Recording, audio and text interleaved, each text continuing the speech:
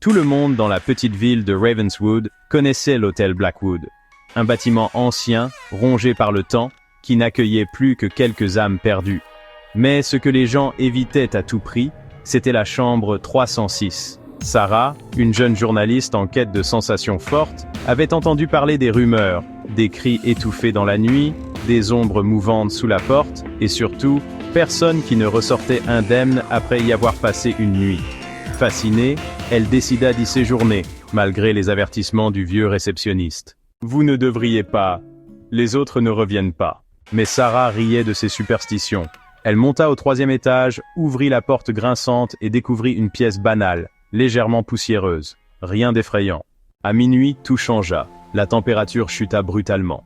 Un murmure s'éleva dans l'obscurité. « Sors d'ici !» Le souffle glacial lui effleura la nuque.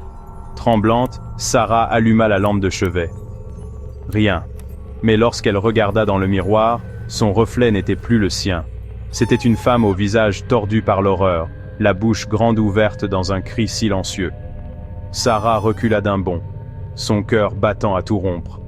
La femme dans le miroir leva une main décharnée, et la vraie main de Sarah se figea d'elle-même.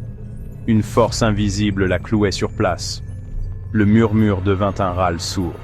Elle voulut crier, mais aucun son ne sortit. Son reflet ouvrit des yeux vides et noirs. Puis, lentement, une autre silhouette apparut derrière elle dans le miroir. Un homme sans visage, vêtu d'un costume démodé, se tenant juste derrière elle.